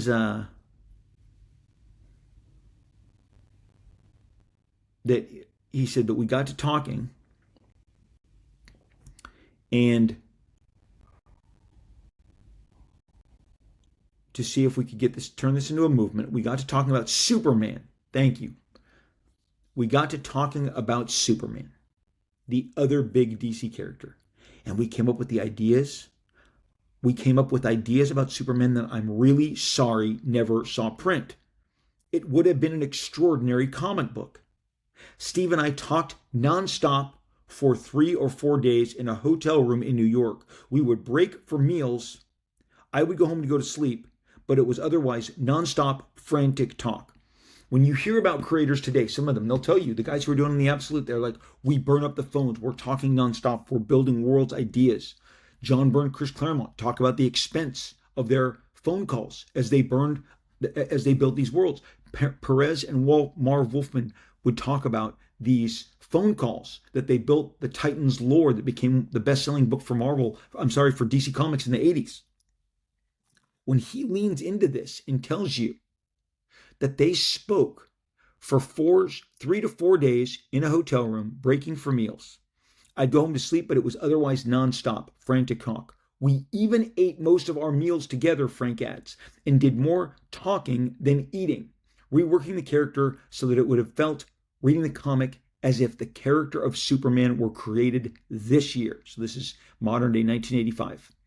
Nearly every aspect of Superman was reworked in a way that I felt was making the best use of the old material, getting rid of the fat, and introducing new material that amplified it even further.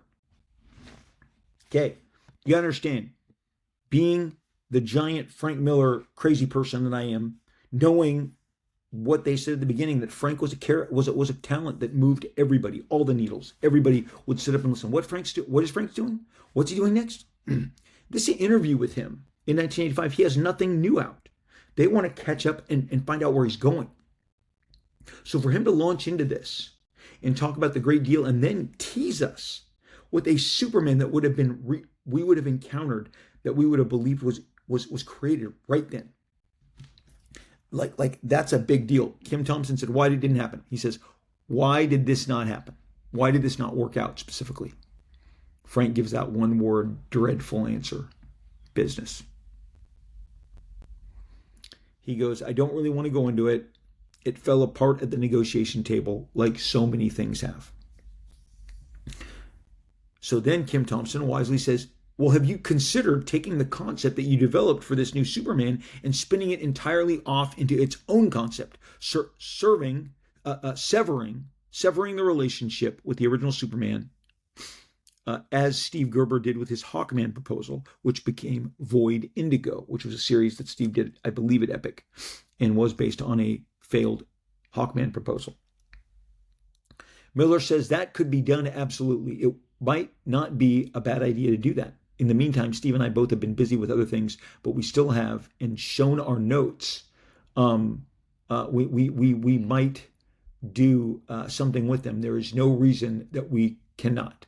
Time will tell. I always have dozens of notebooks full of things that might happen, Frank says.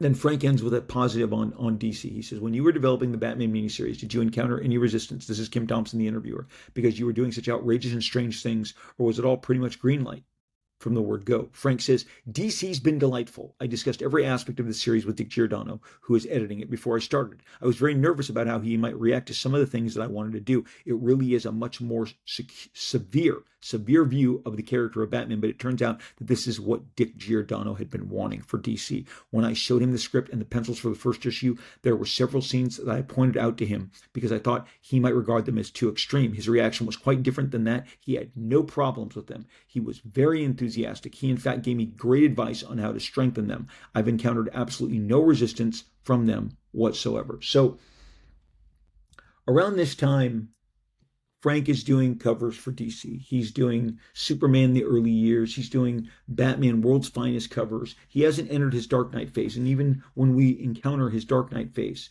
the Batman that he is drawing in the early pages of Dark Knight is not as thick. He's more lean. But by the time we get to the opening, he has settled on, I should make him older and thicker. And then previous episodes, we've shown how he wanted the approach to the art to be completely different and started radically changing entire pages and panels all throughout the series.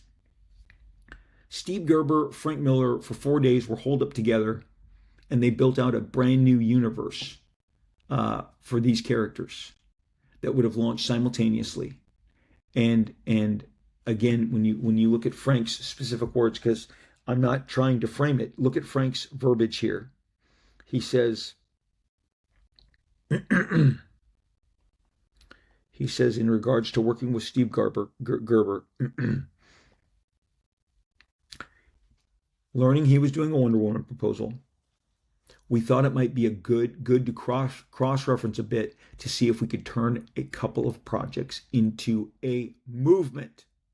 Then we got talking about Superman, the other big character, and came up with, and I've already read all that to you, a movement. What has happened is Absolute Batman is a movement. What happened in 86 was eventually George Perez does Wonder Woman. Steve Gerber, that doesn't happen. George told me, personally, I've shared it here, and I've got to believe it's in multiple magazines. He was very consistent with his messaging in that he was like, I couldn't be left behind. John was doing Superman. Frank was doing Batman. I grabbed Wonder Woman. So the three of them delivered these different versions. Again, Frank's there were two giant Batman projects, but they didn't go hand in hand. George's Wonder Woman and John's Superman eventually did meet up in Action Comics in an eventful issue where they even traded art chores. George inked all of John's figures, and then he penciled and did the backgrounds. And it's a great comic. It's incredible. I'm going to throw this out there again. Maybe it's Action Comics 600. I somehow I always get it wrong. People go, Rob, that Batman you were talking about, that was Stephen King. That's Batman 400 or Detective 400. Look, I'm not operating on a lot of sleep. Here, but what Frank and Steve Gerber were planning, will always haunt me. This, I've thought about it every day since I read this. Two giant, respected, award-winning, impactful talents combining their efforts to give a blueprint. What does it sound like? It's what we're in now. I have no idea if Scott Snyder has any idea if these exist. What I'm telling you is these projects that don't quite make it to fruition sometimes will always haunt you. Like when George Perez told me that the X-Men Teen Titans version that they were going to do with DC, because Marvel went first and did the X-Men Titans with Chris Claremont, Walt Simonson, Terry Austin, and it utilized Darkseid and Dark Phoenix, and Deathstroke was in it. George says, ours was going to be the Hellfire Club and the Brotherhood of Evil that they had assembled in the Titans. And I was like, what? He's like, oh, no. Dick Grayson was going to get an invite to attend a party at the Hellfire Club. And when he told me that, we're both sitting on tin chairs, at a convention. I was like, ooh! It all fell apart shortly after because the original Justice League Avengers died. Frank Miller and Steve Gerber were cooking it up. We just didn't get to see it. But I believe that what they had envisioned is what would have been, it would have rocked all of us. And that's why I said the absolute of 1985, because that's what it sounds like. Once again, you're not doing it in kind of the patchwork way that it eventually got to us, because Frank's Batman isn't interacting with them. Frank was talking about making them all interactive, a family, a movement. Okay, very exciting. Sorry it didn't work out. Wanted to share it with you. You know, when Frank says, "I've got all my notes, I've got all my notebooks," I can speak as a guy who has 100 notebooks, 100 sketchbooks. There are those stories, those character designs, those couple of panels that you sketched out that never quite made it to press. It's fun to look back and be smitten by them. And in some respects, maybe then you figure out, as I have with a couple of mine, to integrate them into what you're doing now. I am so glad I bumped into this. And again, this is like our study group phase of the comic book industry. And you can know now that two big guys were going to do this in 85. And why did it stop? Business. Look, there was 3 times that we met with the Marvel head honchos before Heroes Reborn was done. And I know that this audience loves Heroes Reborn. I know you guys have expressed it. Those episodes are still our most listened to episodes we've ever done in middle of year 1. We kept driving up to LA, sitting with Marvel across the table, and several times I got in the car to drive home to Orange County, and I thought, this is dead. Jim Lee would get in the car to drive home to San Diego, and he'd be like, this isn't going to come together. And then it was, guys, I think we had a productive meeting. And what? The business, the negotiation side of so much is where things often kind of go into slow mode. So I don't want to be the only guy who's experiencing these. This is why I want to share this stuff with you guys. This is the 1985 issue of the Comics Journal. So Frank Miller, if you Google it, you can find it. It's out there. I read from each and every one of the notes. But it's the stuff that doesn't happen, like that damn Lord Miller solo. I want to read that. I want to have that. I want this to have suddenly, I wanted this to happen. But there are really no notations that I can find in regards to Steve Gerber and Frank Miller. I'm not sure we get any other inklings of what was going on with that concept other than Frank sharing it to us in a way that